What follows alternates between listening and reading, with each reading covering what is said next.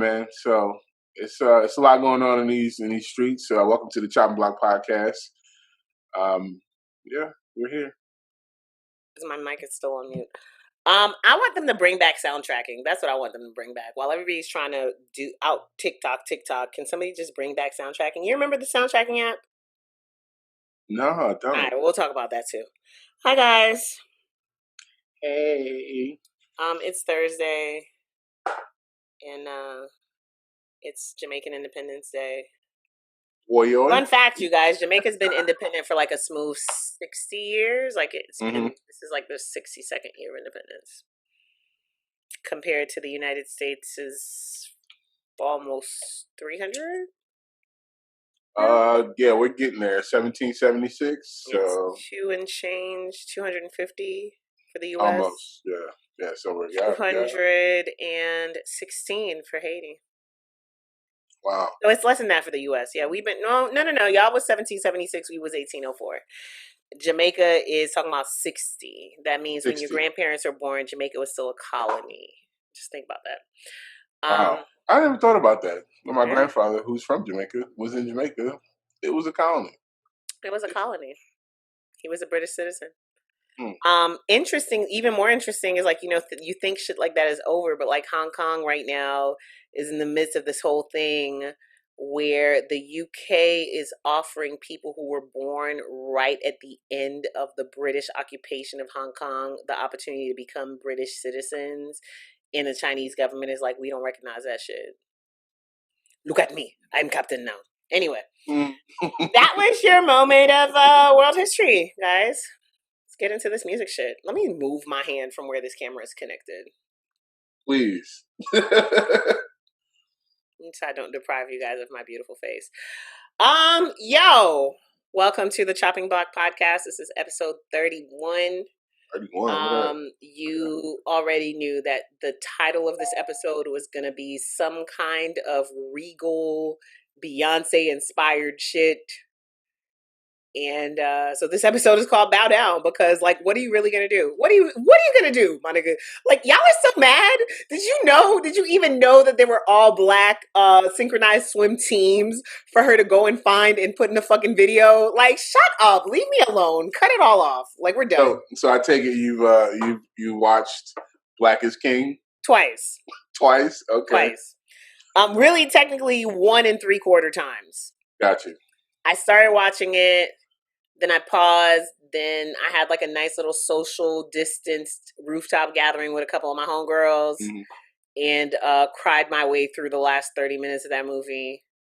Beyonce don't know my life. I'm just really looking forward to the day where I can listen to Brown Skin Girl and not cry. Like, I just be a whole fucking mess. And then right when I get myself together at the very end, Blue Ivy comes in with her little voice singing it again. And I'm like, thank you, Beyonce. You right.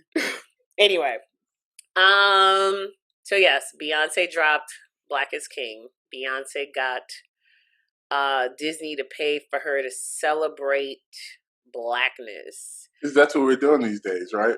Mm-hmm. We're making them pay so we can celebrate. Or to quote her husband, making them pay for what they did to the Cold Crush. Exactly, because that's what he's doing with the NFL. I'm here for it. I'm here for all of it. Yeah. What I really, really loved is when I watched it the second time, we watched with subtitles on because we were on a rooftop. And I was like, oh shit, it's a Disney movie on Disney Plus where somebody had to go in and subtitle the lyrics to Black Parade. Been black, maybe that's the reason why they always mad. What? Do you understand the flex? Put that on the screen. Put that on the screen. Type it out. No, that's not what I said. I said motherland drip on me. That's what I said. Okay? Is no name still mad about it? I also noticed that with the songs that are not in English, the only one where they translated the subtitles was My Power.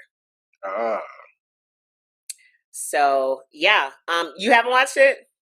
No, I've been waiting because I want to watch it with the kids. So my only criticism is that I feel like the story could have maybe been tied together a little bit better.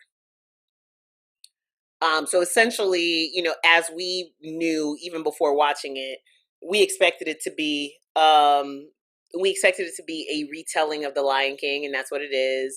So you have this little boy kind of playing Simba's character.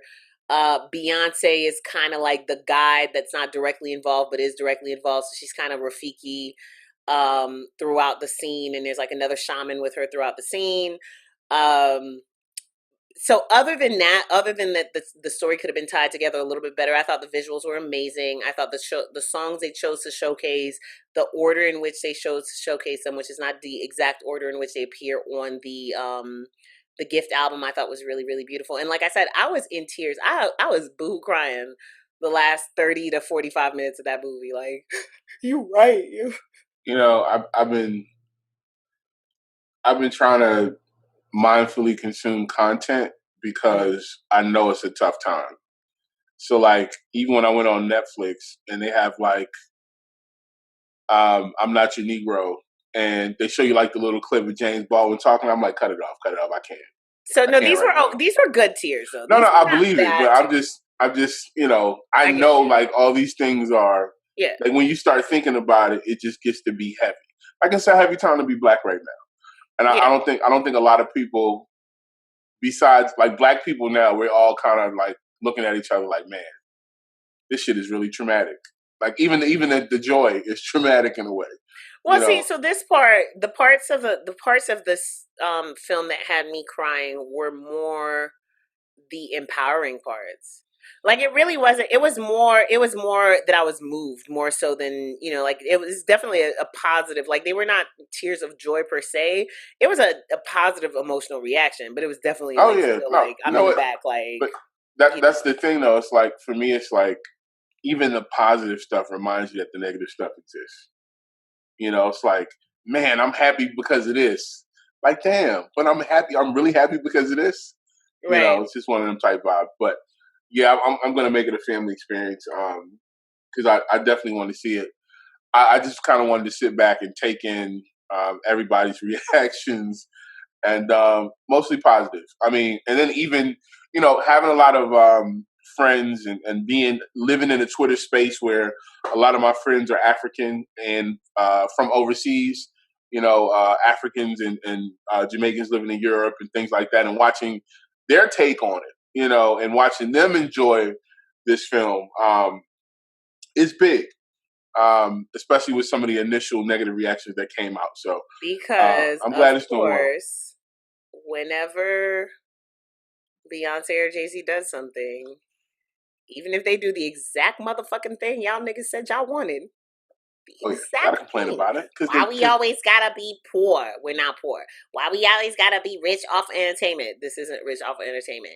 How they just gonna make up a kingdom? Lord of the fucking Rings, my nigga. Are you serious? Like what?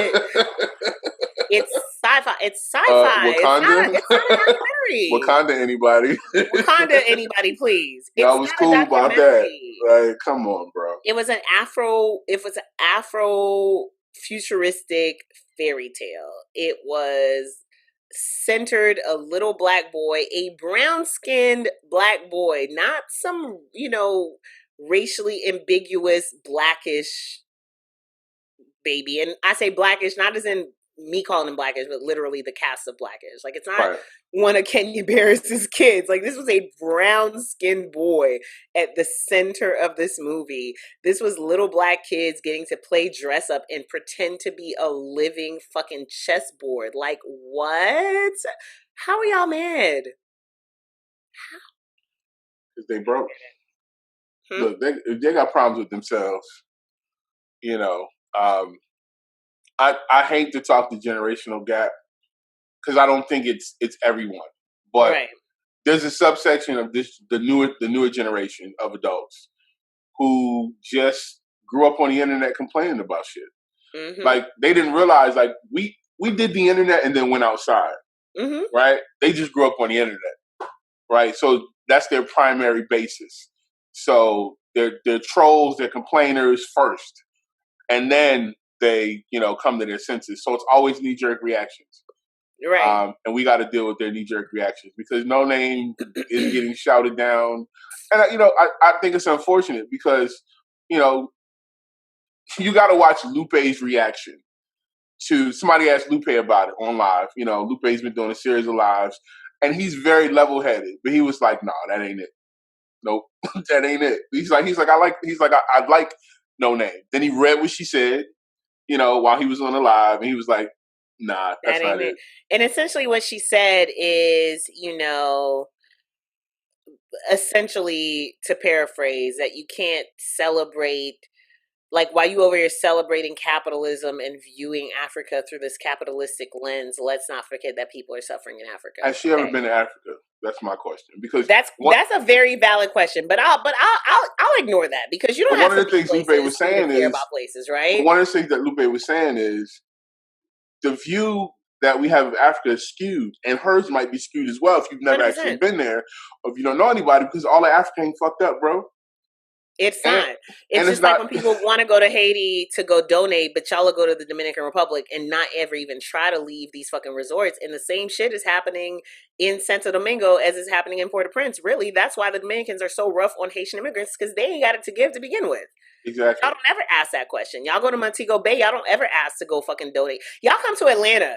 Y'all come to Atlanta and bypass all kinds of homeless people and don't ask not where not near shelter is. Like, you have this perception of it. That's number one. Number two, Beyonce is not directly, in any way, shape, or form, directly responsible for the effects of capitalism on the African continent. She ain't do that shit. She ain't start that shit. She can't finish that shit. It ain't her fucking job any damn way.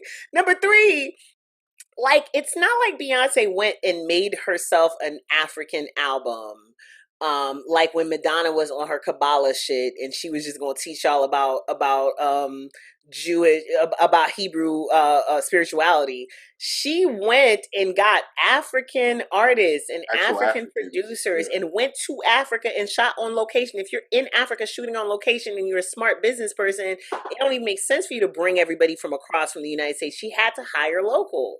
She had to spend local. She had the same impact as y'all's little what was it, the year of return, when everybody last year when everybody was going to Ghana? Same impact, bruh. Same impact. In one day. And then money.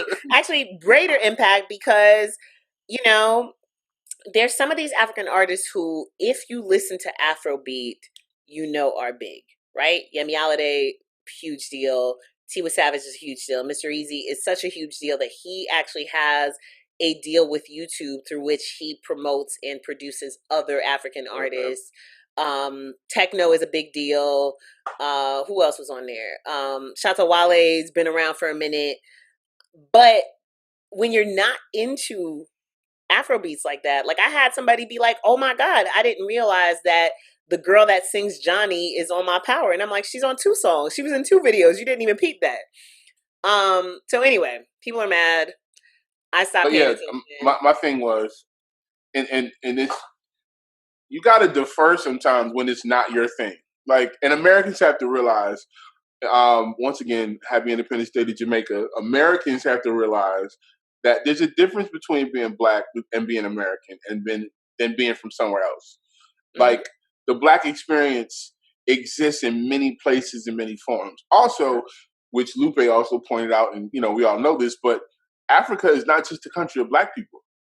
I mean, a continent, excuse me. Africa is not just a continent of black people. And it's funny because I just said country, but that's what a lot of y'all niggas think that Africa is.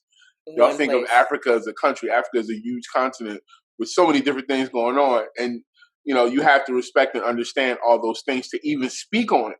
But once again, blacks in America are, we're distanced. Like, that tie was severed to a degree to where we're trying to grasp back for our blackness and for our Africanness without actually really giving a fuck about Africa.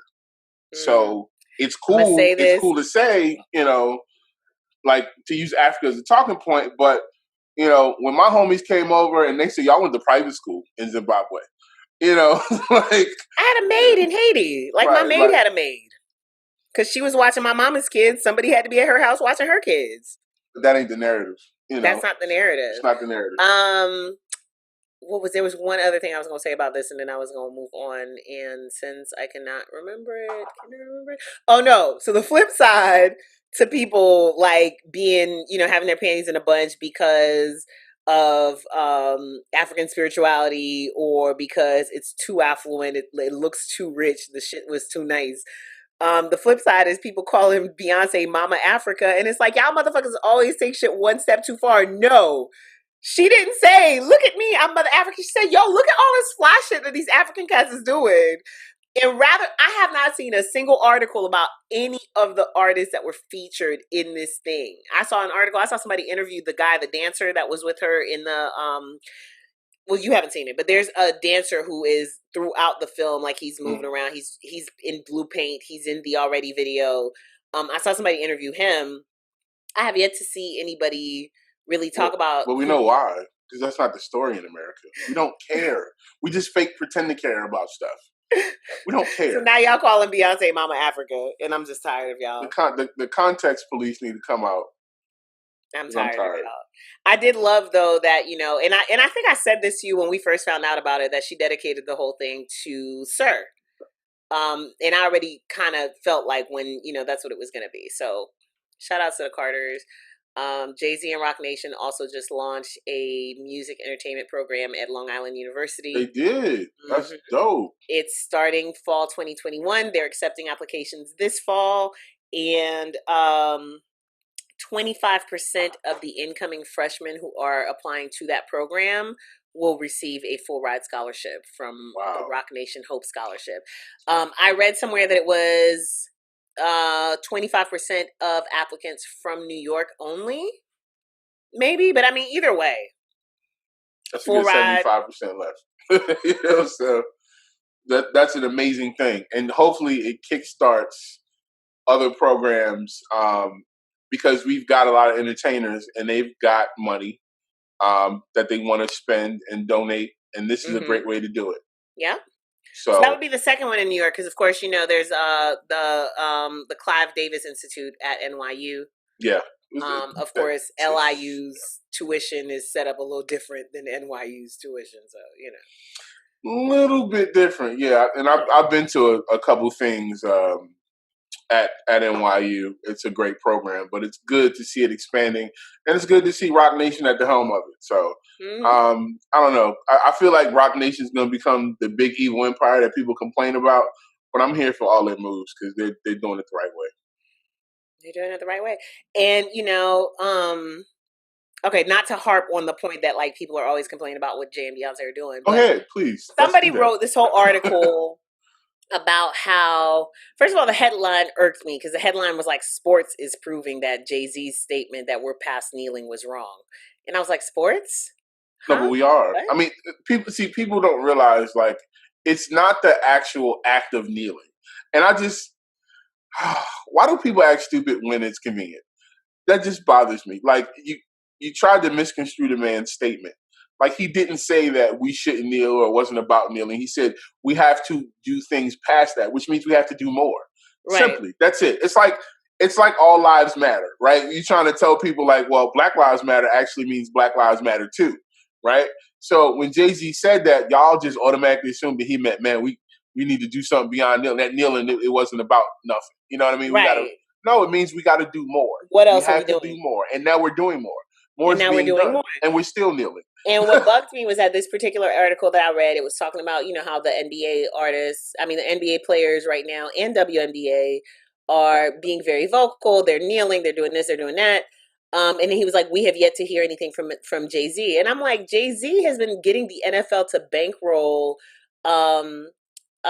content about Black police brutality victims since like April. They did one on Denroy Henry. Y'all don't even remember Denroy Henry anymore. They did one on, you know, we talked about last week, the one that they did on the young man from San Francisco. He did one on Hadia Brentley. Like, he's doing the work. And then on top of that, like, Team Rock has been fighting on behalf of these damn prisoners in Mississippi literally all year.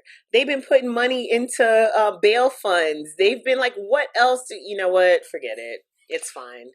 You know, Daisy did it. It just y'all just can't. Y'all just can't. And the crazy thing is, the NBA is doing the same thing. I think Chris Paul just said that they were donating $300 million that they're going to put towards social justice programs and things like that.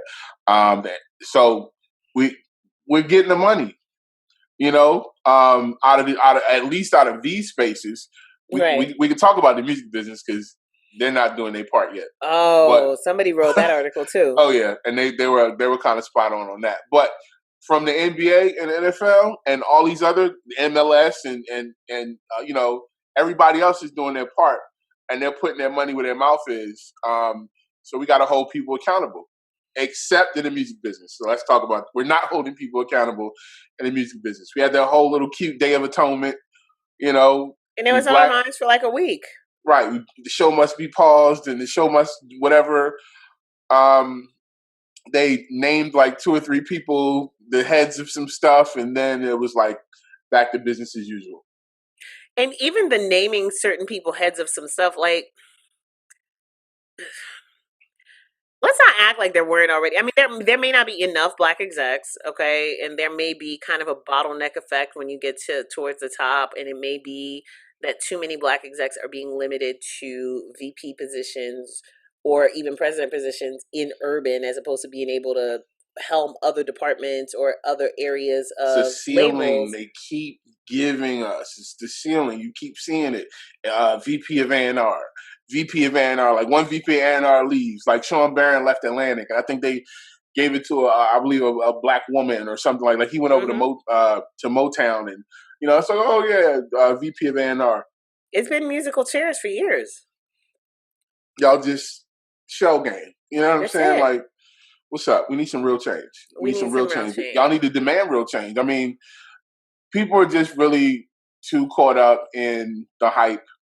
And I feel like there are people who are actually out there fighting, but the music business is so ego-filled.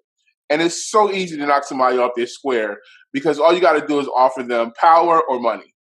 And they're like, cool, I'm rolling with you. And it's not a lot of people that are standing on their morals. Like, no, I'm not rocking with this because I don't believe in it. It just doesn't. And also because it doesn't directly affect me. Right. You understand what I'm saying? Like, we're as the people who have the ability to change it. It's honestly, it's funny because it's kind of the same thing that's happening in Haiti. The people who have the ability to change certain shit are not as equally motivated to change it because it does not affect them. Like, when you look at, right now, I was freaking out with this pandemic about Haiti because right when the pandemic started, it came out that there's something like 64 ICU beds in the whole entire country.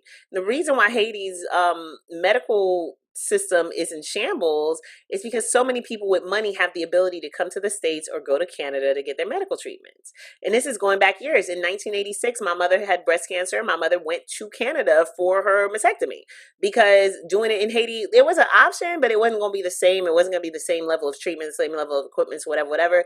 And this was in the 80s. This was fresh after after Baby Doc was exiled, when we still had systems in place and we still had a semblance of an infrastructure. It's the same thing in the music business. The people who have the power to make certain decisions, they don't even realize that they're too comfortable to make those decisions. Like, they're not affected. They're disconnected. I've seen so many people make statements and I'm just looking like, wow. And it's weird because it's people that I know and who I've come up with, but it's like they cross over to the other side completely. And I've always tried to stay on the grounded side of the music business because once you go so far, you're like out there. You know what I mean? Like you're out there, you're in the money, you're like you have to go live that life completely. And that's one of the reasons why I never worked for a record label. So yeah, it's been a month since we paused the music. I noticed in July that the flurry of webinars and chats and Zooms died down. Mm-hmm. All the way down. I was hoping that it was dying down so that people could really put some thought behind the structure of things, which is what should have happened to begin with anyway. But I mean, it's easy to say this is what should have happened, but like, none of us have been in this situation before. None of us have dealt with a pandemic. None of us is expected to still be in the house in August. None of us expected that while one group of parents were sitting there like, you sure these kids need to be back in school? It would be another group of parents fighting to put them back in school. Oh, well, only to have school shut down 2 days later because niggas have COVID. So, just the economics of that. Those are economic decisions. I just realized like there are some parents who just want to go back to work, and they feel like they have to go back to work, and school is their babysitter, so they want to force their kids back into school. And then don't let nobody lie to you and say that it's because these kids are falling behind educationally. Because it's not. It ain't got nothing to do with it. They ain't got nothing to do with that. No, and then big business obviously wants them to go back because they want their parents to work. Right. So whatever. Y'all, there's definitely a second lockdown coming. I just want y'all to be prepared. Yeah, because the numbers are still shooting up. I mean, it's literally just getting worse, and we're just like not panicking. We're just like we found this like comfortable place to just every day be like, oh, okay, cool, all time high, all time high, right. All-time and they're high. Also not talking about it the way that they were. But I saw something that said that we're losing one person every 80 seconds. Damn. One person is dying every 80 seconds from COVID-19 in the United States. Every 80 seconds. Every 1 minute and 20 seconds, you guys. But we should talk about the people that recovered. Who haven't really. Right. But we should talk about that. That's a whole nother discussion because we don't even know the long-term effects. But hey, Donald Trump. Y'all know what to do in November. Mm-hmm. All right. Shall we stay on this let's stay on this economy thing for a second, okay? Sure. All right. So, while we know that this thing is definitely a second lockdown is definitely fits to happen, and I just want y'all to be prepared. Apparently, nearly half of the world's cinemas are back in operation. Really? This is according to some new data from a UK company called Grower Street Analytics. But what about the United States? Because the rest of the world is they've gotten their life together. So. Yeah, in the United States. Well, no, I mean the rest of the world. A lot of people are shutting down too. In the United States, it's been a lot of moving towards drive-ins and shit like that. We haven't had a big theatrical movie premiere, obviously, since March. I think the 31st was supposed to be. Like they had targeted that for the openings, but I assume it didn't happen. No, nothing happened. It was supposed to be Tenet was kind of the movie that people were watching. That was going to be the big blockbuster this year, and so people were waiting on Tenet. Tenet finally ended up getting pushed back indefinitely, and then Disney pushed back Mulan indefinitely, and then turned around and was like, you know what, we're just going to put it on Disney Plus for $30. How does that even work? Well, so it's premiere access, right? So, movies have, like, theaters have a certain amount of time where they have exclusivity to the film before they can be available on DVD or whatever. So essentially, you could wait till probably October, November for it to just be part of your Disney Plus membership, or you could pay extra and be able to watch it on September 4th. Listen, the only way I'm doing that is if I can watch a bunch of movies. No. It's $30 for Mulan. Nope, I'm good. Actually, I'm not good. I watch it on Cody. Now, even the CEO of Disney was like, this is not a new Disney model. We just gonna see what it do. And I think that that's exactly what it was. Like, they did Trolls. Trolls was 20, right? I didn't see that, like, at all. You didn't watch it? No, I saw Trolls, but I didn't see any extra payments required. No, so Trolls, when it first came out, it was like video on demand, and so I saw it on like Amazon and stuff like that. But that's what I'm saying. Like even if you go on Amazon right now, like other than Netflix and Hulu, actually, really other than Netflix, all of these streaming platforms still have some kind of like extra, like premium. Definitely, yeah. And so there's a lot of movies that, like, now the cycle has been. It goes to theaters, and then in the time when it would have normally went to DVD, it'll like be available for you to purchase. Absolutely. On Google or on Apple or whatever. Yeah, I just haven't seen it on a as a part of I haven't seen it as a part of a subscription based service. So I've seen it on Amazon as video on demand, but they didn't pitch it as though it was a part of Prime. Right, exactly. You know what I'm saying? So I knew, like, when I went Prime, it wasn't in there. It had like its own section. So Disney putting it in that part, you're right. They were telling people pay $20 to watch Trolls, but anybody could watch it. And I'm assuming that anybody could pay the $30 to watch Mulan, even if you're not. Well, no, because it said Disney Plus, so you gotta already be paying the $7 a month and then paying a $30. Yeah, that's odd. And Disney was just like, yeah, this is not a new Disney. This is not a new business model. Like, we're just gonna see what it does. Okay, cool. So that's happening. Get your coins. What's also happening that you guys may or may not have heard about is there are currently 2 bills in Congress that independent venue owners are trying to push through. One is called the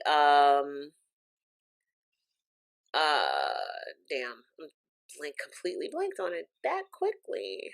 We got some laughs in my Cody joke. I'm coming to your house. Y'all already know I wasn't trying to pay for Disney Plus for Beyonce. And as excited as I was about Mulan, like, listen, I would have paid IMAX prices for Mulan. But that's a big ass screen. Oh, absolutely. Surround sound. My living room? Yeah, I drop $100+ every time I go to the theater. So that's not the problem. The problem is I'm not paying you that to sit in my house. And unless you're gonna bring me some speakers and you're gonna deliver popcorn, like, what do I get with this? One of my friends on Facebook, I had to just tip out of the conversation because he was trying to because when they said $30, I'd use like that Soulja Boy meme, and I was like, $30, and he comes in my comments like, I'm sick that you're sick right now, and I'm like, nigga, like, it's not about okay, sir, you go ahead and believe that what I'm actually upset about or what I'm actually objecting to is paying $30 for something. It's fine, friend. Okay, so these 2 bills. One is called the Restart Act. The Restart Act is for any business that has a high overhead and has not had any income during the pandemic. The other one is called Save Our Stages, and it is a relief bill specifically for independent venues. Right. And the idea would be to provide $10 million in funding for 6 months of short-term economic relief to independent music venues across the country. They should have done this shit when all the venues were actually closing. But people didn't want to believe. I'm not going to say I don't know. People didn't want to believe that this was going to go on as long as it did. I don't feel like they really care about music venues. That's my problem. Also, music venues have been, in the last 10 years, music venues have died off because of all types of inflation and gentrification and all that stuff. I know in Philly, man, we lost so many great music venues, and it's been the same every city. All the spots that we used to rock, DC, losing a bunch of great venues and stuff to gentrification and things like that. Now we want to give them money. I mean, I get it with the COVID-19 thing, but I'm just looking at the music industry. Like, now you care about these venues going down. These venues have been going down. Live Nation bought everything up. That's been a thing. Oh, no. I don't think that the industry is really talking about it. I think independent venue owners are talking about it. Oh, of course. But you know what I mean? I haven't seen the wider music business. It's not like I have not seen a push for artists saying, yo, we need to get a rally around these venues. I have seen independent venues do fundraisers. Like, I know the Tabernacle here in Atlanta did something and people getting behind that. But I don't see this as a major conversation. Like, even when I wanted to talk about this, when I was pulling the links for this, it was because I came across it yesterday or the day before when I was pulling news for yesterday's news, right? When I went to go try to find the article again, I don't see this on Billboard. I don't see it on Complex. I don't see it on any of the music sites. I just happen to have seen a story on Rolling Stone. Right. And even the story on Rolling Stone was specifically about the New York Independent Venues Association. Specifically in New York City. There's a national organization, and then now there's one in New York. The one in New York is talking about the fact that currently landlords for music venues can claim $150,000 in back rent. The landlord can. Well, I mean, that's how much these places owe. Like, the landlord could legit say it's you owe us $150,000 in back rent. And they're saying that most of these venues are going to need somewhere like $300,000 to get back on their feet by the time they reopen next year. And they're also saying that a lot of these venues that have found a way to make some money through live streaming or selling merch or whatever, once they pay their staff in their overhead, they are profiting $375 a month. Crazy. A month. So, you know, if there's an independent venue near you that you love and hold dear and you have something that you can donate to them, think about doing that. There was another interesting, like two interesting articles that ran yesterday where one of them was talking about how so many small businesses were suffering in New York and facing eviction. And then like the other article was about not Amazon, but a company that big coming in and buying up real estate in New York. And it was like, I mean, how could you even afford to pay your rent in a place like New York? You know, it always makes me chuckle when people talk about $600 here, you know, getting this much money. I'm like, you know, in New York, that's like, bro, you can't even, that's not even a day.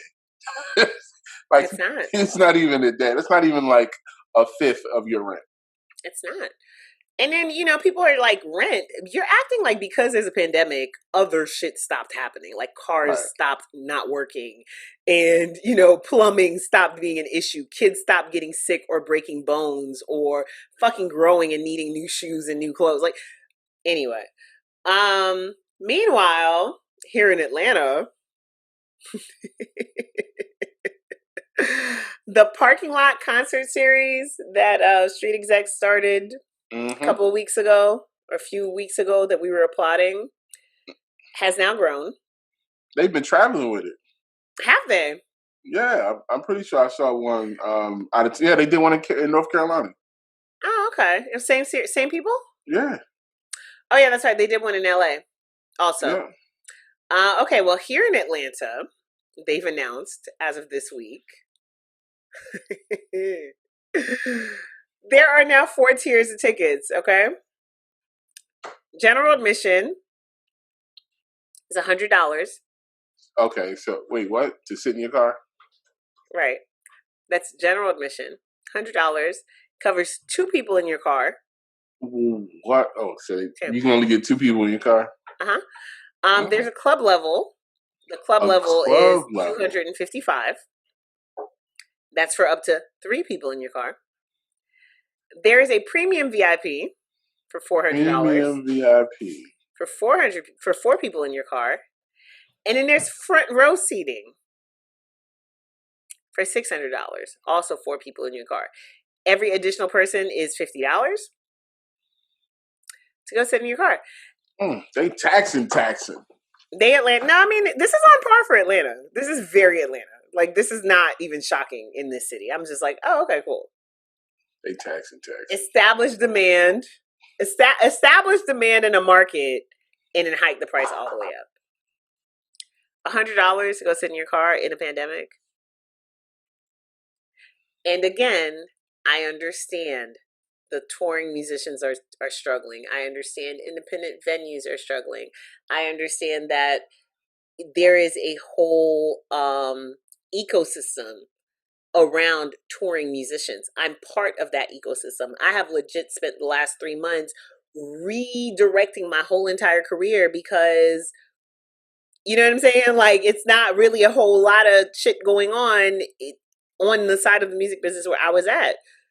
But so a friend of mine who is, I guess, involved with this posted it, and in his comments it was all types of positivity, y'all leveling up, you know, you love to see it, and then you go over to the actual page for parking lot concert, and the consumers are like, no, they're like, no. Y'all sound crazy. Like, these folks ain't going to pay. Well, no. So you have people defending, like, y'all sound crazy. Like, these folks ain't got to pay Boosie. This ain't no Pee Wee rapper. It's fucking Boosie. Of course, the price is gonna be high. Y'all broke. I'm not paying that damn money to go see no Boosie. Boosie! I wouldn't nobody pay that money to see Boosie in a damn club. That should be. Nobody. First of all, the kind of venue that could charge you $100 to come in is not booking Boosie. They're not booking Boosie at all. It's gonna be Boosie and like 10 other people. Right? Ain't nobody. I mean, and that's the thing. Like, y'all price gouging. charge me what you would charge for me to get in the club to see that level of an artist. If there's a certain artist who commands that, now if we were talking to Baby, or if we were talking, Uzi or Future or like some of those people, Boozy? Boozy? Yeah. So apparently there was a change of venue. And, I do feel like some of the people in these comments, when I looked at the comments the first time, I feel like now some of these people are definitely capping because, it's the whole thing in Atlanta, right? You can't be broke. Like, even in the middle of a fucking pandemic when Even when you everybody's are broke. you can't look like you're broke. So now it's cute to go in these people's comments and say that the people who are saying that this is a bit much for a concert in which I'm sitting in my car are saying, oh, if you're broke, then you should just, stay home. Maybe going to a concert is not what you should be worried about. First, okay. But yeah, there's no individual ticket. Like, it's not like you can go in by yourself in your car and it's just you for $50. It's $100 is the minimum. That's it. That is it. We'll see. Let's see what they do. Of course, it is Atlanta, so this is the place that invented $400 to get in the club,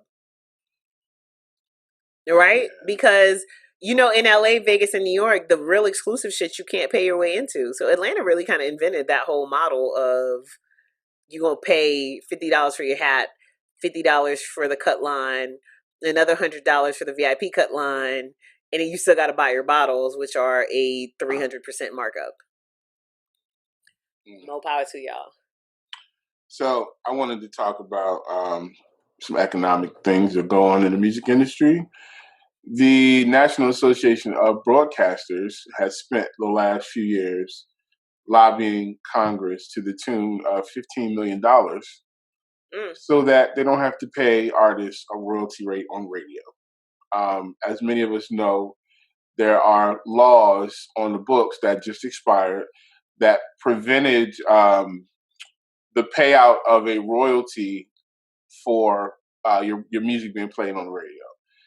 We're one of the few countries, I think like North Korea, maybe China, Russia, or something like that, also have this, but everybody else pays their artists and creators when their record's paid. They give them some kind of royalty.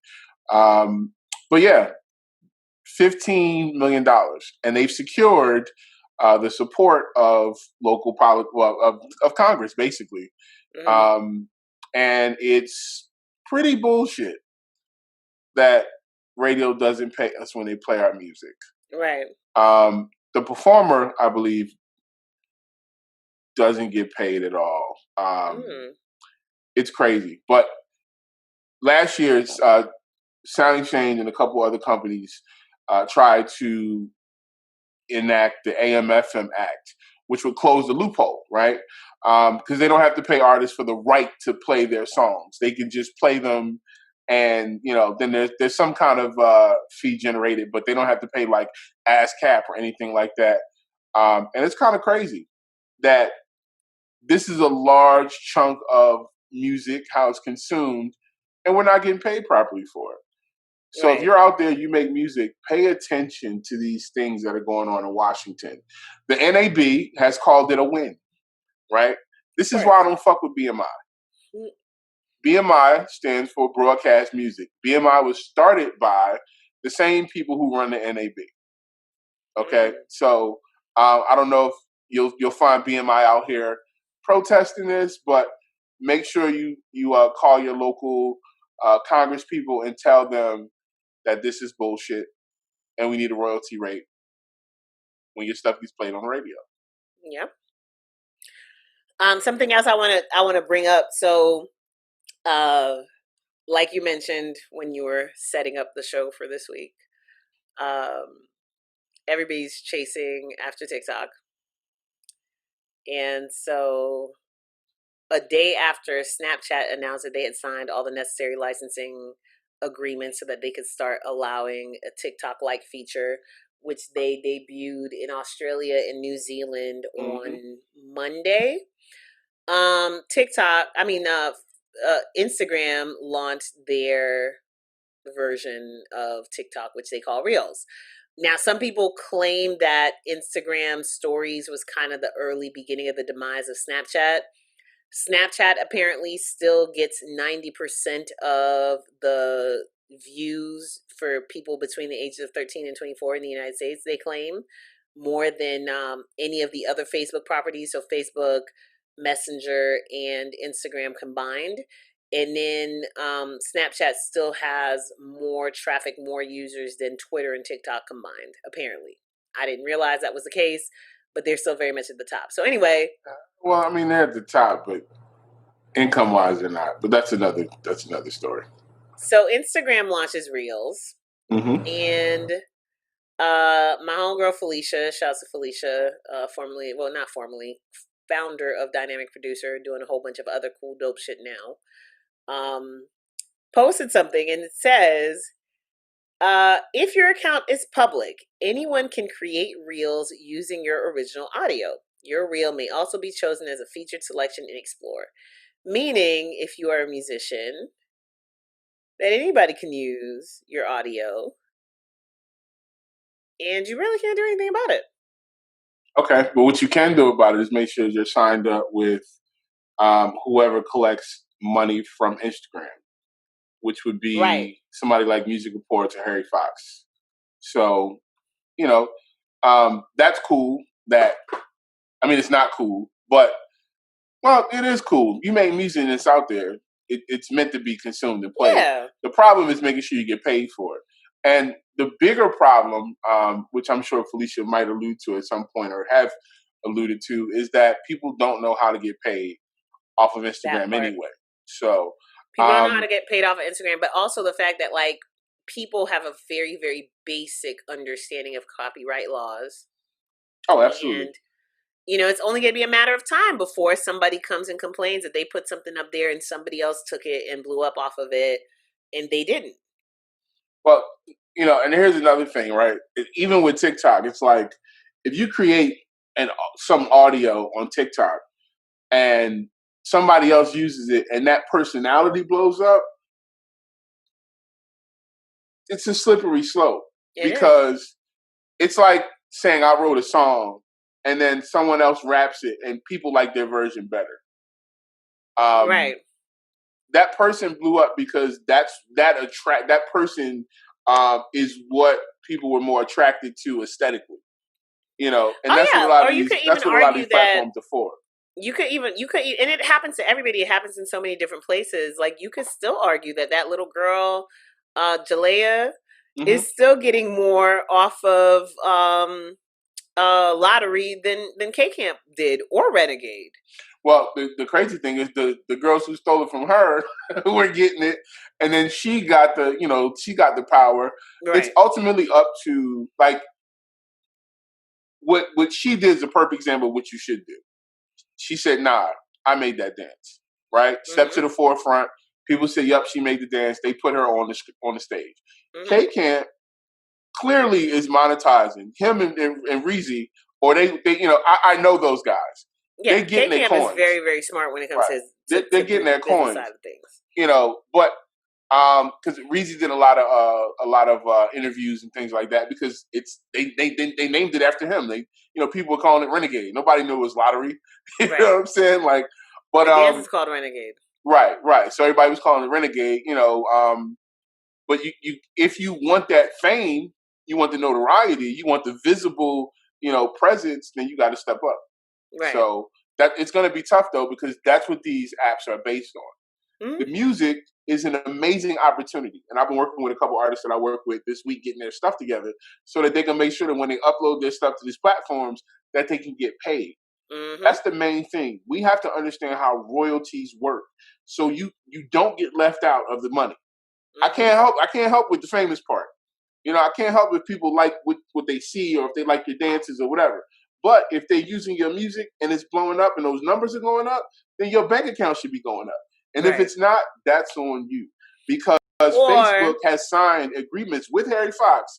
I can go on my Harry Fox account right now and you'll see TikTok agreements, Facebook agreements, all this stuff that you sign and you opt in to getting paid for these things.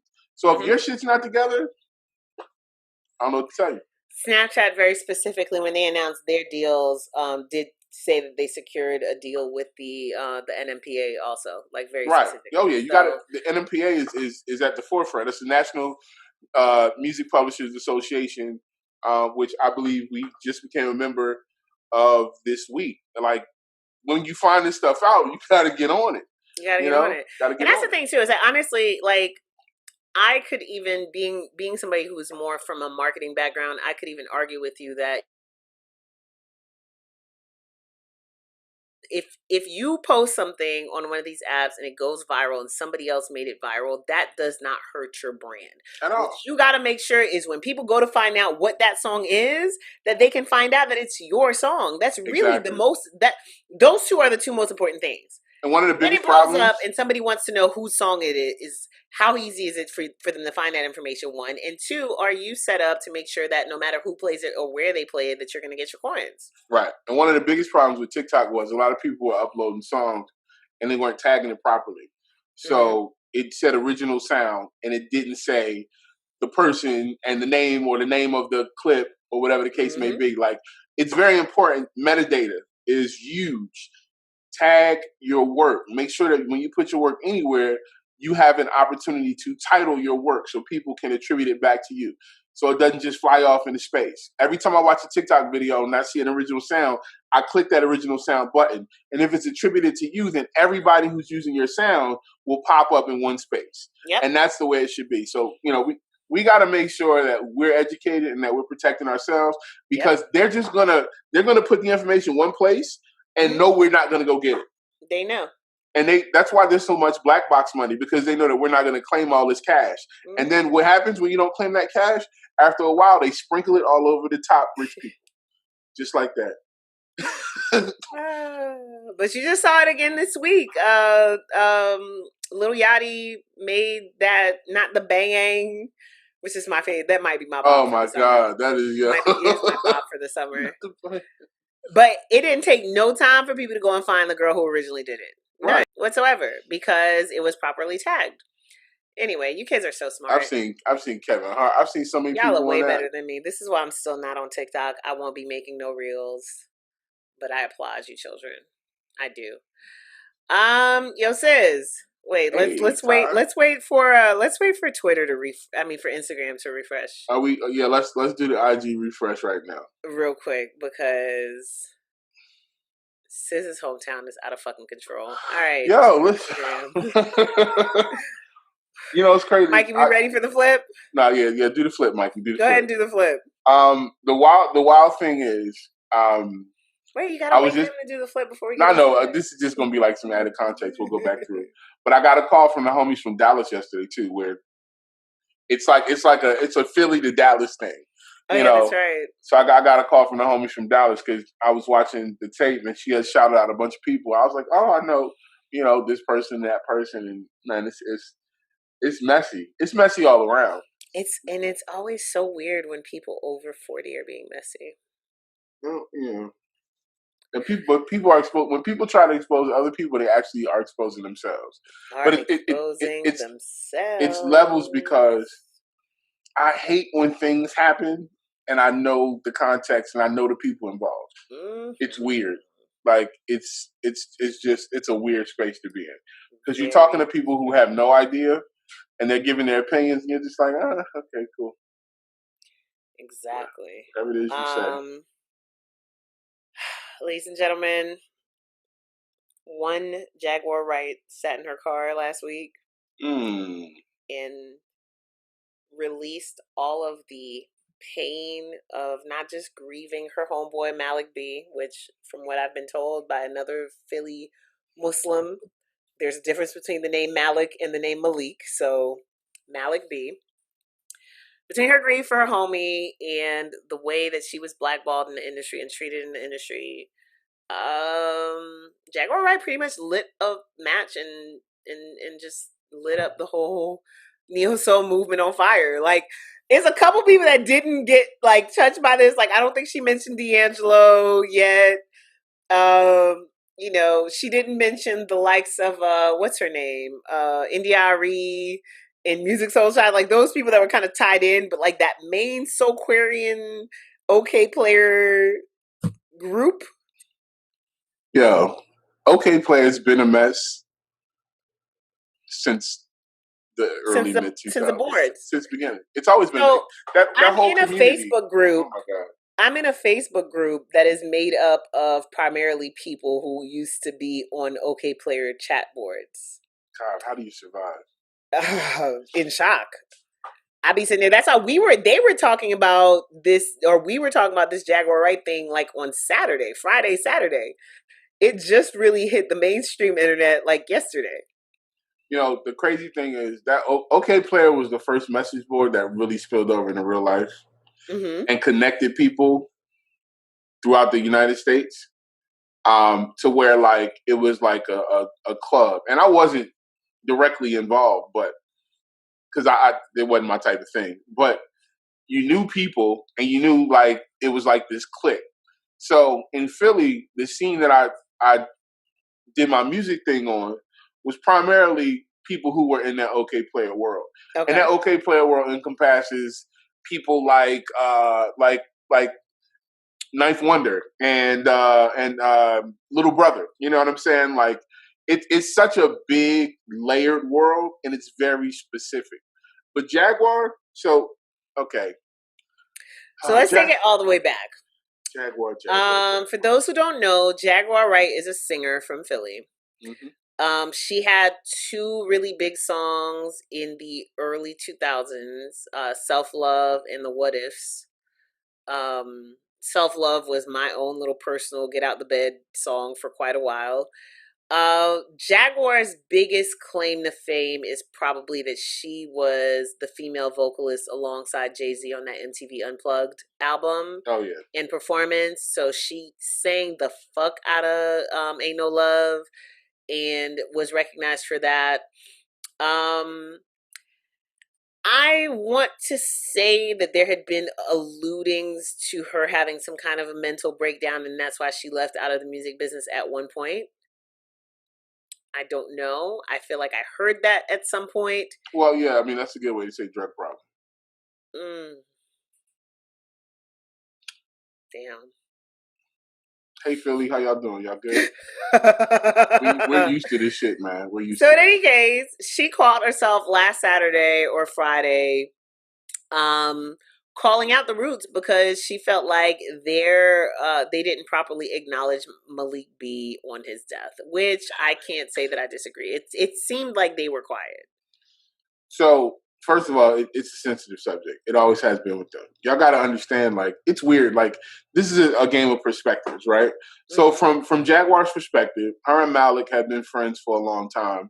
As she said, they're both the ones that are from the street, right? And they're both the ones that just so happen to get caught up in the street.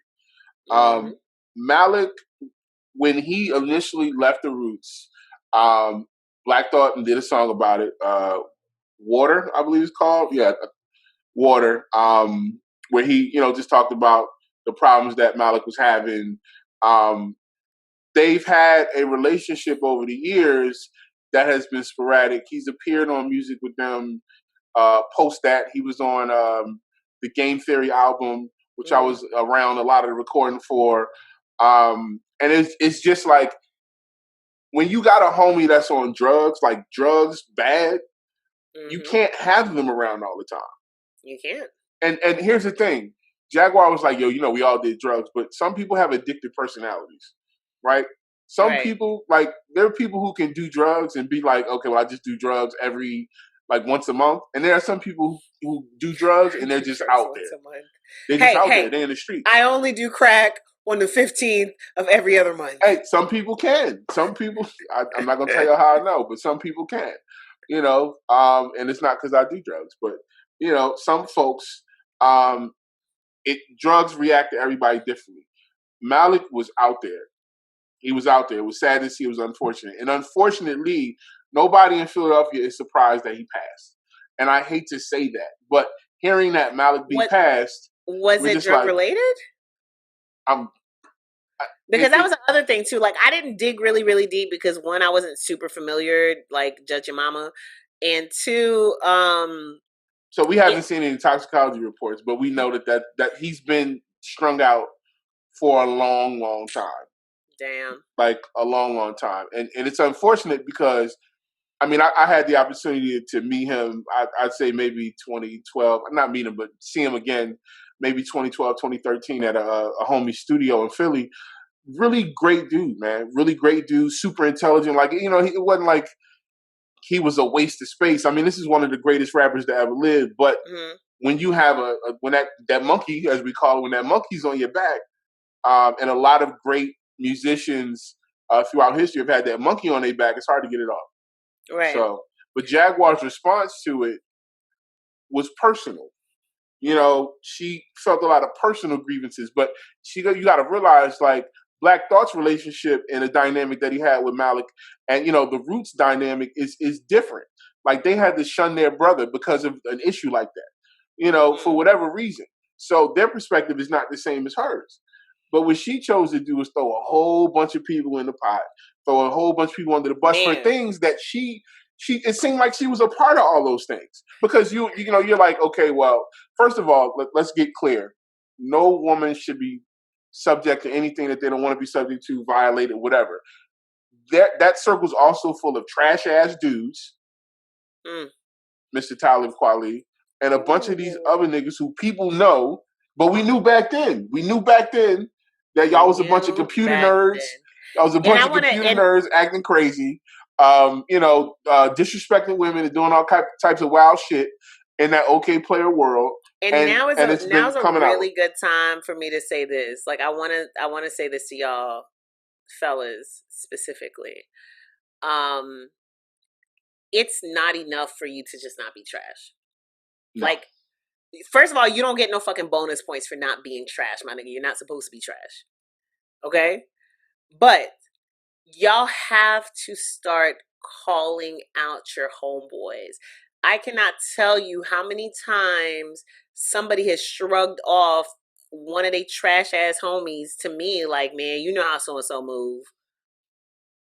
And it's like, that's not okay.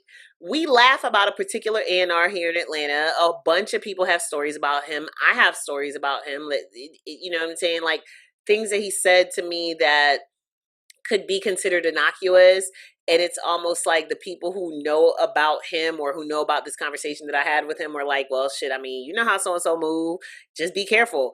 In such a way as to say, well, now that you know that this person is a fucking, you know, like a predator, just stay away, and that's the solution. No, the solution is y'all gotta stop letting these niggas be fucking predators.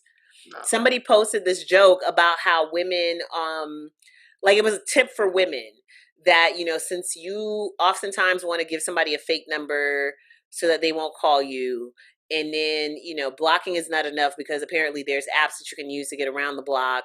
Wow. So here's what you do. You set up a Google Voice account and then you set it up to what? No, I'm not doing all that. And I shouldn't have to do all that because I want y'all men, because they're not listening to us women. Y'all men need to say to the men around you, the younger men around you, the random nigga that you hear saying some wild shit in the barbershop, that shit is not okay, bro. At all. Like, I should not have to go through all of this. If I don't want to talk to you, I don't want to talk to you. I don't have to give you my number. The fuck?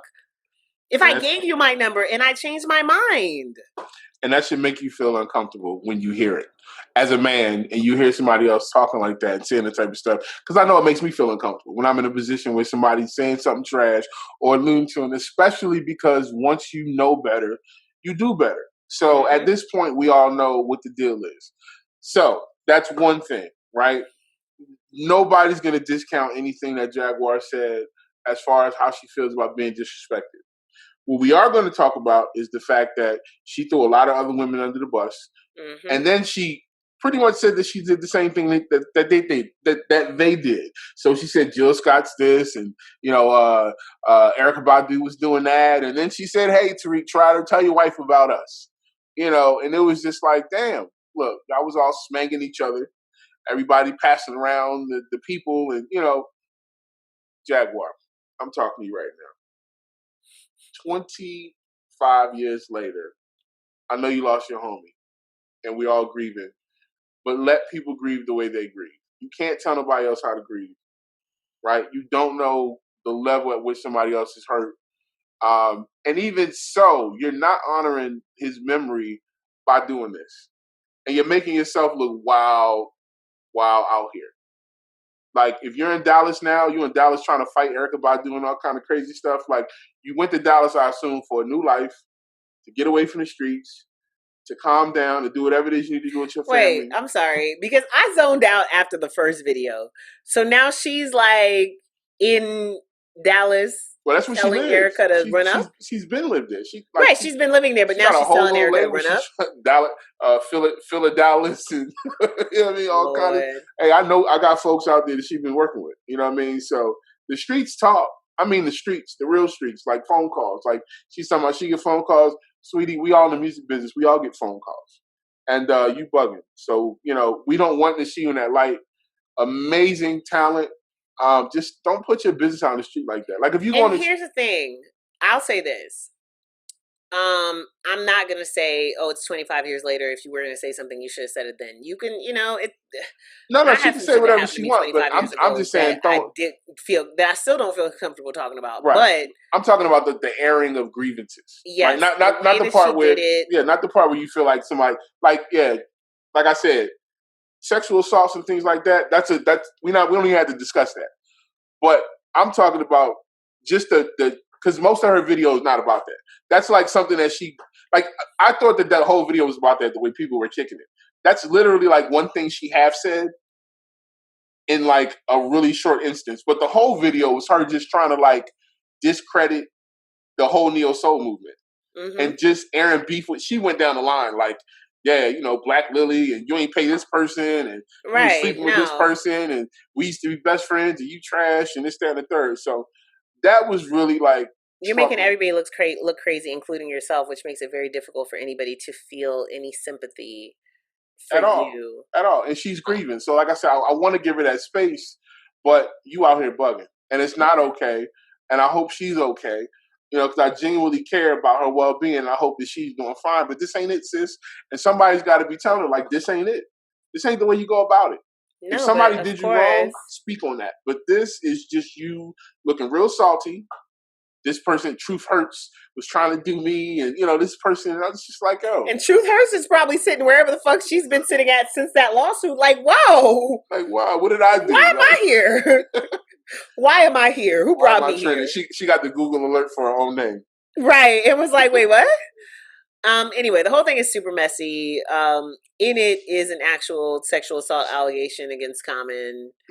You know, coupled with it is, unfortunately, niggas championing this whole narrative because somehow people feel emboldened by the fact that these, you know, alleged conscious rappers are just as toxic. They're the worst. Somebody said more toxic. Been the worst. They are. Somebody said more toxic than you know, the mainstream rappers. Somebody said they've always been Beanie Siegel would never, and I'm like, he would. I don't know. Well, yeah, he would. Hey, man. I don't know. One of my guy friends said. They definitely would. That if you were born in the 70s or 80s, if you are a man who was born in the 70s or 80s or even 90s, depending on where you're at, you should sit with the fact that you've probably said something or done something to a woman that technically was a violation. Absolutely. You've said some shit. Absolutely. You've done some shit. Multiple things. You've said something about. You've watched some shit. Absolutely. You know, if we're all like just, you know, have an honest conversation with your circle and see how many guys can say that they don't know about a wild ass train situation, for example, that might not have been fully consensual. Absolutely. But nobody was going to take up for the girl in this situation because, I mean, she was there, so. You know, and I appreciate having these conversations because men need to have these conversations. It's tough because these are layered conversations, right? All these conversations have multiple points and parts to them, and we have to kind of separate them so things don't get convoluted. But you know, also, it's just a lot of trash people in general. And like I said, I've been around that circle, and the men and the women they've been absolutely out of control. For different reasons, for whatever it is, because there's always something deep within you that lets you do things and lets you go in certain spaces or whatever. But them nerd ass niggas they've been that way, and that's really what it all boils down to. A lot of those dudes wanted to live street life and be tough, and that just wasn't them. And they got on the computer and was tapping their life away, and we the OK players, and there was like some kind of gang or something. And I had an ex-girlfriend who was caught up in that world. You know what I'm saying? Schmanging and banging from up and down the East Coast. You know what I mean? Because that's how the schmanging. Yeah, that's my turquoise Jeep word. Gosh, that's a turquoise Jeep. Anyway, the moral of the story is stop idolizing human beings. Yes. And stop thinking that because somebody makes a certain kind of music that gives you any kind of indication. I just don't know that. I don't believe that. Like, Talib Kweli showed us he was trash a long time ago. Oh, Kweli. These are the things that me and so many of my friends laugh about over wine. I miss going back outside, because had I been in Dallas, which I'm there often, this would be so much fun to talk about with certain people. See, that's the one thing for me, that as much as like you want to get into the mess and you want to, pop your popcorn and watch it unfold, I also feel very, very uncomfortable watching somebody go through a very, very painful thing this publicly. And I know that some people are like, well, shit, nigga, like if it was that private and that painful, then you shouldn't have been doing it on camera. Yeah, but cries for help are, cries for help come in many, many, many, many different forms. Exactly. And what Jaguar is doing, if nothing else, is absolutely a cry for help. Absolutely. I believe. She needs, a lot of people, when they don't know where to go, they go to where they can get some attention. And a lot of the times it comes from a negative place. It's fine. Like, I just want people to understand, like, in this conversation, like, we want Jaguar to be better. We want her to get well and heal from whatever it is that's troubling her. You lost your brother. That's a big thing. Somebody that you felt was close to you. And it also opened up a lot of wounds. Yes. So his passing brought all this stuff back to the forefront, because clearly she's been on one path, and this kind of brought everything back. And she felt like she got triggered when she saw what she saw as disrespect. And one thing I know, being from Philly, when we see some shit we think is disrespect, we going all the way. And she went all the way. And I know it. I grew up with folks, and I've seen that my entire life. The responses, the conversation, even the damn words she using. Jaguar, man, go talk with some folks, man. Go talk with your people and get better. All right, you guys. If in a perfect world, this would be the point in which y'all could have given us some kind of a product or release or announcement that we could have promoted, but you haven't emailed us at the Chopping Block Podcast. Is it the Chop Block Pod? The Chop Block Pod at Gmail. To inquire about our advertising rates and our sponsorship rates. So instead, this show is being brought to you by Bounce Gang Records. You on your bitch ass. You know what I'm talking about? My homeboys went and got them a whole motherfucking label. You hear me? And this show is also being brought to you by Yesterday's News, produced by The Remedy. Hey, don't send us no music. Don't send us no music. Well, actually, I'm about to restart my Music by the Homies playlist. You can send her some music. And I'm about to restart. I'm about to start a Peachtree and MLK playlist. That's me. That's not the Chopping Block. That's Saint Boogie. And I just want to say once again, this is my PSA to y'all. Hey guys, please learn how to approach somebody professionally with your pitches. Please. Don't fucking DM me about being a guest on a podcast that ain't had not near guests. Like, who faces do y'all see other than me and fucking Scissor? Who? Where? Guess for what, my nigga? For where? Anyway. You want to argue with us? But you can. But if you want to send me, if they want to send me music, if they want to send me, that'd be fun. If y'all want to send me music, just don't send it to the Chopper Block. You can send it to 12musicgroup@gmail.com. There you go. Look at that. y'all got some tools and skills available for y'all this week. All right, new music. Toni Braxton is coming out with a new album, and so ahead of that, she dropped a new auntie bop. I'm an auntie. I appreciate auntie bops. And it was good because it's called Dance. It's I would say more mid tempo than up tempo record. Yes, it's like a cool, it's like a cool disco vibe. Yeah, it's a good dance record. But then you watch the video and it's like, oh, Tony. I like the video, actually. It's cute, but she looks like exactly what it is. She looked like the mother of a whole ass teenager trying to learn choreography. Up there dancing. Listen, And Toni I was love the never that song though. girl. That's the other thing too. No, Like Toni was never like Janet. Like she was never but that's why I Janet. was She was never shocked gonna be the though. one with the dance. Yeah, that's what was so shocking because she wasn't that bad. It did look a little, you know, if you Stiff. look too hard, it looked a little awkward at points. But I mean, just the overall song visual, I enjoy the song immensely. Like this is a really good song, really good. Like her voice over this type of music really takes me back to really good 70s music, takes me back to early 80s block party music. You know, even like Daft Punk, like it's got that like nostalgic kind of vibe. It's a great, great song. So yo, if you haven't heard it, listen to it. If I played that for like, I had to put my mom on like, yo, this joint is hard. You know what I'm saying? And see, that's the thing. Like that actually makes me excited because I would much rather get a happy album from Toni Braxton than a bunch of sad love songs. No more sad love songs. right. We don't need another sad love song, Tony. I get that just because I'm out of my sad black girl phase, it doesn't mean that there are not still people out there who need sad black girl music. But they got Janae and Kalani and Summer Walker. It's enough sad black girls out there. Let the aunties get some bobs. I'm here for auntie bobs. Method Man partnered with the Premier Lacrosse League. He did, and if we remember, Method Man, we learned from the Wu-Tang show, was a pretty good lacrosse player in high school until he had an incident where, you know, he almost beat somebody up on the lacrosse field. Happens sometimes. You got to beat in the gas. Anyway, so Meth dropped a record. It's called Boom.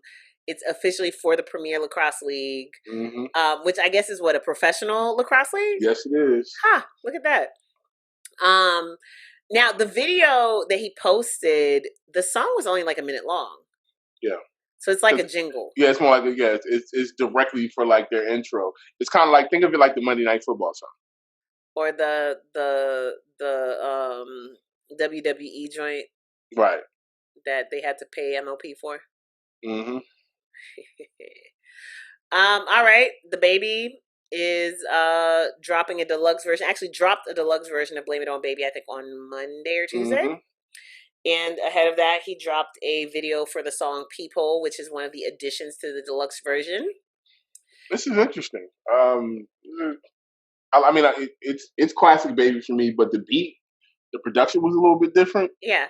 See, what I got was that Baby really tried. He really be trying to switch up the flow, you guys. He is, but it doesn't work. He can't. It's like me when I try to speak with a Haitian accent. Like I forget. I'm gonna forget halfway through the conversation and go right back. Right. Yeah. He really tried, like on the hook. Like you could tell, like, yo, I'm trying not to be the baby, but he ends up being the baby anyway. So listen, hey, the baby, we like you for being the baby. So just be the baby. It's working for you, Kirk. It's working for you. You're don't let these people get in your head like you only have one flow. It's a lot of people out there who only have one flow. Yeah, a lot of them. Yeah, and I think the one flow thing, if your flow translates, is what matters. And his flow translates because we've seen it. We've seen him use the same flow, but on different production, and that is more impressive. Like if you can keep up with all different types of beats, like get that man a boom bap beat, give him a Premier beat. I bet you he still rap the same. The same, and you're gonna enjoy it. It's gonna be a bop. Machine Gun Kelly's still gone, y'all. I'm here for it. I felt like I was watching the CW back in the day when it first started. I felt like Good Charlotte I came don't back. want to wait for my job to keep it to be over. Yo, tell me this didn't give you good Charlotte vibes. Like, So, Machine Gun Kelly has a new song called "Concert for Aliens," and it features Travis Barker, yeah, right? Travis Barker from Because Blink Travis Barker 182. is back out here. I don't know where he was or why he was so quiet, but all of a sudden it's Travis Barker season. I know he's been chilling. I know because Willpower's been doing some work with him over the last couple of years. So, but yeah, he's been creating. It's just now he's out here. He's out here. Yeah, so he just dropped a video for a song that he did with damn, who was it?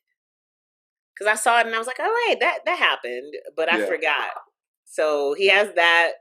He has the joint now with Machine Gun Kelly being a whole ass white boy. God, I am so here for it. Oh, Run the Jewels, that's what it was. They just dropped the video for the song Forever with Travis Barker and Run the And I Jewels. believe Willpower produced on that record. Did he? Shout out to Willpower. And okay. Before y'all tomorrow forget that other female artists are out there, because Cardi B and oh yes, and Meg are dropping a single tonight. It's called WAP. The cover is out. Their asses are out on the cover. I've already Yo, added did you the see the song one to my with the playlist. hair? They had the hair back and the oh earrings. Man, Listen, the song's already on my playlist. Like, they would have to majorly fuck this up for this to not end up being my jam. Like, I can't even, like, how. Listen, we going number one. I'm joining the Cardi Meg fan club. I'm gonna start it. The joint fan club. I know, we already know that y'all are going to just, tear it apart. We already know that y'all are going to be looking for lyrics addressing the situation. It better not be no with video. Tory Lanez. I already know that y'all are going to be questioning and asking whether or not Cardi wrote her own lyrics. So, that credit check on Invasion of Privacy about to run up again. Just enjoy the fucking bop, okay, guys? Y'all are gonna make Nicki feel like she has to do something that she doesn't need to do right now while she's all pregnant. Just enjoy it. But I just wanted to remind y'all that, like, female rappers have been doing their thing all year. Let's not act like, as excited as we're gonna be for this, and I am very excited. I just also wanted to remind you guys that there is a young lady over there in the Griselda. Is the Griselda camp? No, she's not in the Griselda camp. Well, she's a Griselda fan. I think she's specifically under Black Soprano family with Benny the Butcher. Mm-hmm. Yeah. What's her name? Armani Caesar. Mm-hmm. Armani Caesar dropped one of the singles that's part of that Black. What do they call themselves? Black BSF. Yeah, let me just. I keep wanting to call them BMF, but it's not BMF. They've got the golden arches, not the golden arcs. She dropped a joint called Simply Done, and like, she is giving you all of the girl rapper shit that you just have not gotten. She's, I think, the last missing piece of the she is the first lady of Griselda. New generation. Yeah, she's the first lady of Griselda officially.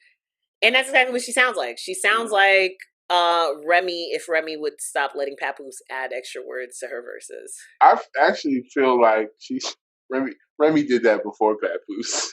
Did she? Yes, she did. I know she did. That's why they get along so well. She actually gave me Foxy Brown vibes on this track. Yes, me too. Yeah. I heard a young Fox. Like, I'm here for it. It's a premiere beat, dog. Like, yo, hearing her spit over a premiere beat, like, and then look at the aesthetic. Like, she's current, and she said it on the Twitter. She's like, give me a hard beat or a trap beat or whatever, I'll body it, and I respect it. So I'm excited when I saw this because the record features Benny the Butcher, and Benny's my new. He's one of my new favorites. So Armani's dope, and I'm definitely gonna be on the lookout for more music from her. I also want y'all to get into Flo Milly if you're not there yet. Yeah. Flo Milly is from Alabama. Flo Milly is giving me city girl aesthetics with actual lyrical content. How about that? Because she could spit. And I hate to compare. Like, I really just wish that we didn't have to. I wish that I could just say she's a dope rapper and not even have to say she's a dope female rapper. But she's out there, and she dropped a mixtape. Her debut mixtape is called "Oh, Why Is You Here?" Oh, why is you? And that resonates so strongly in my spirit. That is my prevalent mood. Oh, why is you here? We all want to ask that question. That is my prevalent mood. I want y'all to know that my text, like if I get a text alert right now, my first initial reaction is going to be, "Why are you texting me? Why is you here? Like what?" So, why is you here? Oh, why is you here? Album name of the year. If she wins anything, it's album name of the year.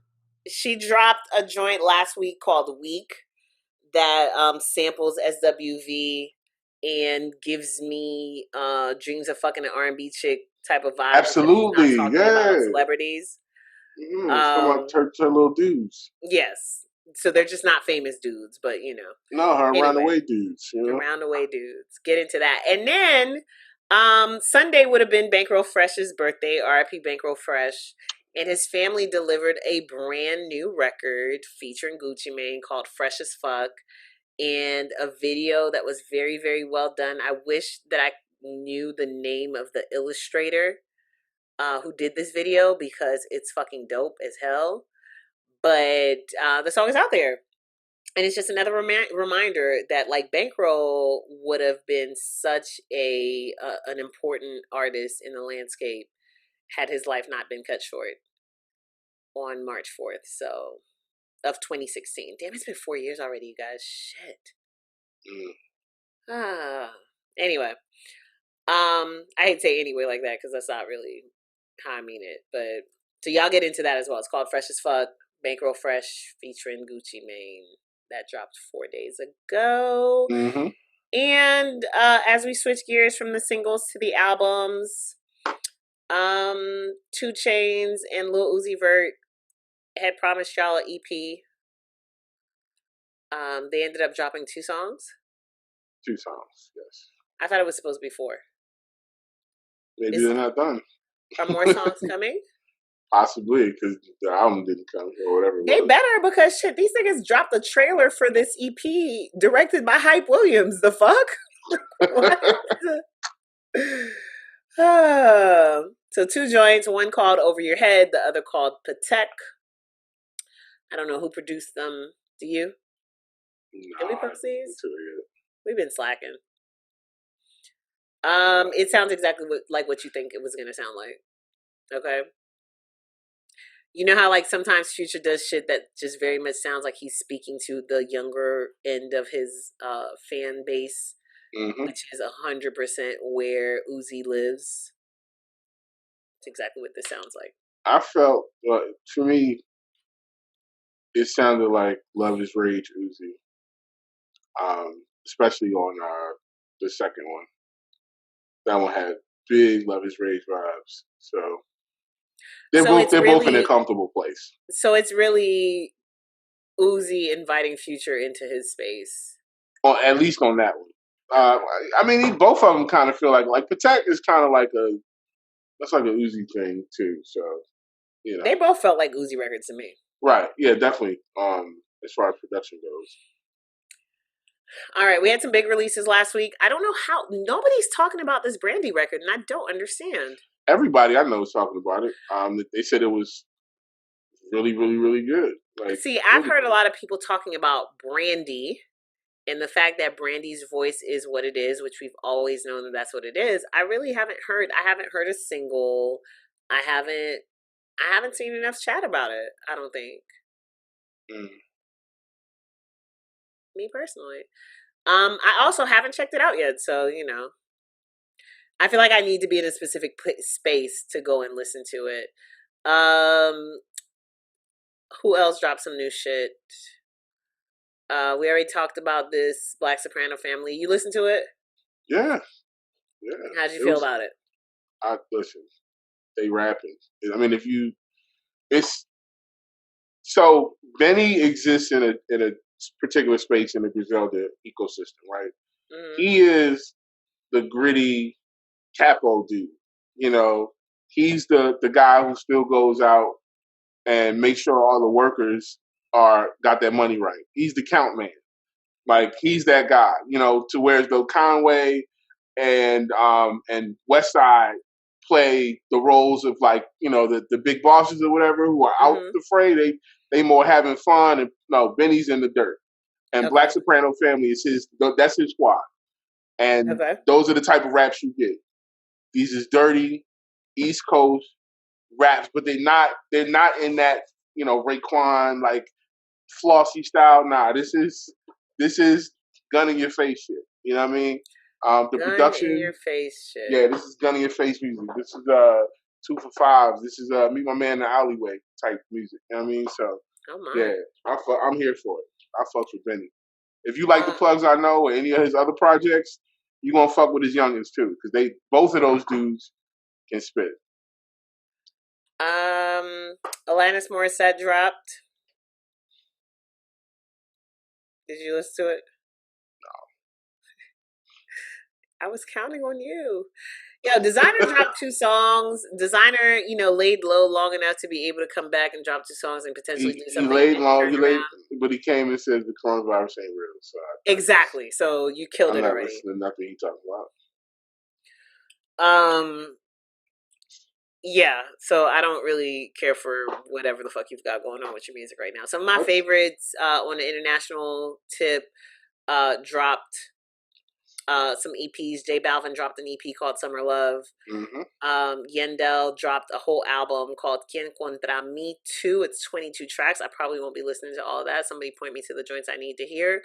And Malik Berry, one of my favorite Afro pop, Afrobeat artists, dropped a new joint called Isolation Room. So that's out there. And I guess maybe the Jonas Brothers are doing a series where like they're doing an at-home EP series with each of the brothers. Yeah. So this last Friday was Kevin's turn. Also something I'm probably not going to listen, but it's out there. Listen, man, I am not a hater and I love to give respect where it is due. Of course, Taylor Swift came in here and broke all the records. In 1 week, already has the highest selling album of 2020. Worldwide, though. Not first just artist to have a number 1 on the Billboard 200 and a number 1 on the Hot 100 at the same, like debut at number 1 on the album charts and the single charts at the same time. Taylor's going to do these She's things. on top in England. She's on top in Australia. She's on top worldwide. She's smashed Taylor Swift. The whole game with, oops, I'm putting out an album today. That's it. What y'all doing tomorrow night? Bet I'm about to drop this album. So then the deluxe came out last Friday, but you said she's doing a variety of deluxe. She's doing a deluxe. She has 8 deluxes planned. So each deluxe comes with a special commemorative set you can get at TaylorSwift.com. So help me understand this while we're talking about like the 1,500,000 deluxes. BTS is about to drop their first English single. Is that right? Completely English, yeah. Huh. We've talked about the BTS song that I have on my Liquid Vibey Tings playlist that keeps fucking me up because it comes up and I'll be listening and I'll be like, oh, this isn't English. Right, because you don't even notice it at first. You do not. Until they actually do say something in English and you're like, wait. Oh, y'all speak English? Nah, but it's funny because I got the booklet, because of course I had to buy my daughter the deluxe set from Target. Sure. And with the booklet, there are parts and you're looking, it's like, okay, that's Korean. Okay, that's in English. Okay, that's in Korean. Okay, that's in English. So, they do dip back and forth. But the melodies and stuff, like, it all feels like something that's very familiar no matter where you're from. All right, tomorrow's the first Friday of August. Yeah, and it's kind of light release-wise. Sort of, but not really. It's not as light, but it's not like heavy. There's some big things coming, but there's not a lot of things coming. Right. Okay, so Conway's dropping. He is. From King to a God. Eminem and is dropping Limbo. And he just released the first single off of that with Young Thug. I'm always here for Eminem. I enjoy Eminem a lot. Bronson. Is this Action Bronson? Or is this the person named Bronson? Somebody else named Bronson. Action Bronson did drop a single though. I heard. Okay, no, it's just a dude named Bronson. A dude named Bronson, It's a because why would we have a super bunch of group. different names? It's a super group actually. Oh, who's in the super group? DJ duo Odessa and Golden Features. Okay. Sorry to that man. Gashi is dropping 1984. Phineas is dropping the deluxe version of Blood Harmony. When did Blood Harmony come out? That's a good question.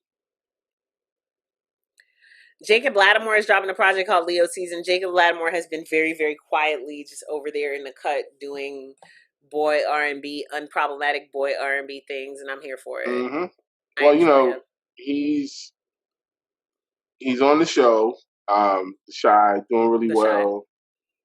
He's a great actor, by the way, and he's a really good musician. So it's like a good time while people are watching on TV to drop. I know a lot of people who didn't know that he made music.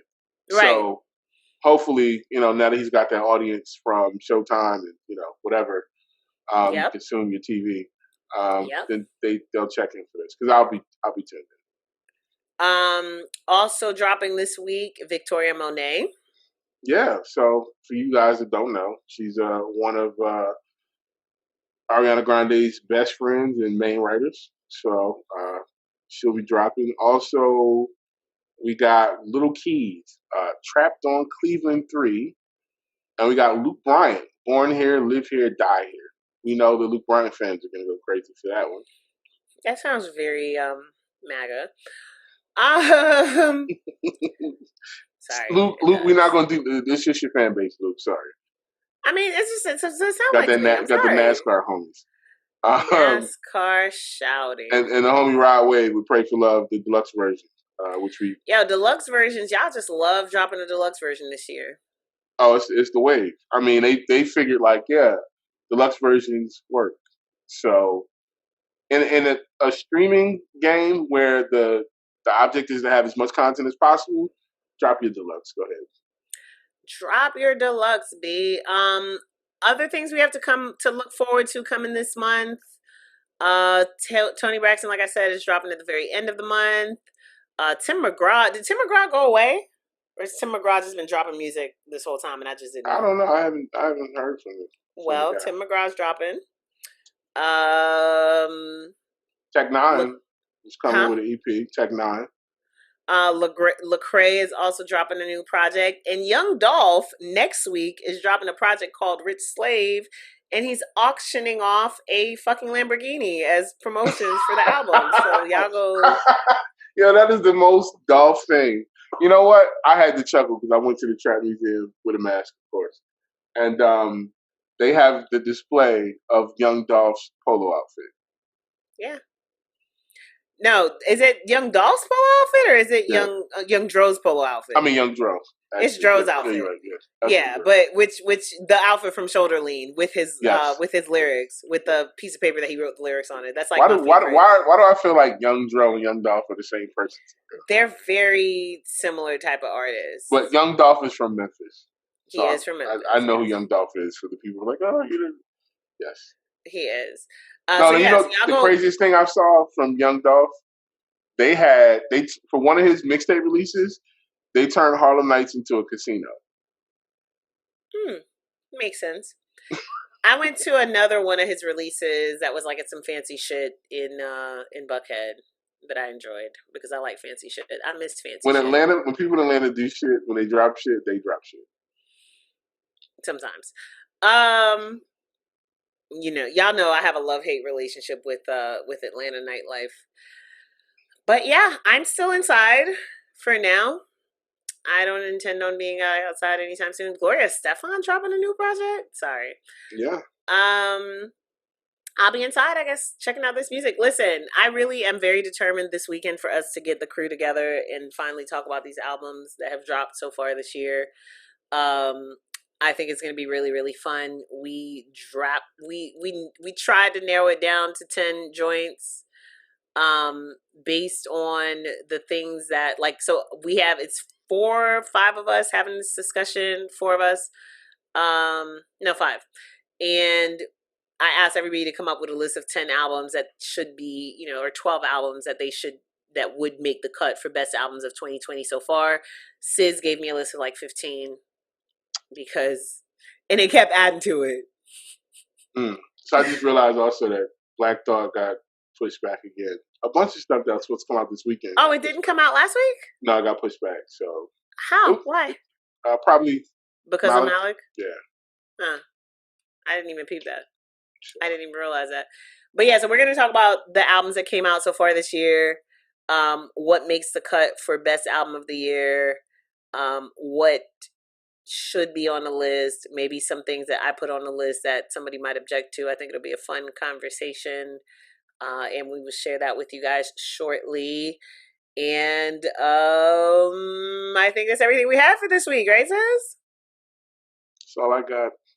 And as always, he is at Scissor215 on all socials.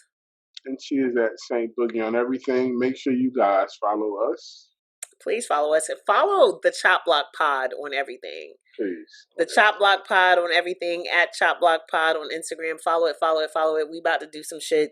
We about to shake the table.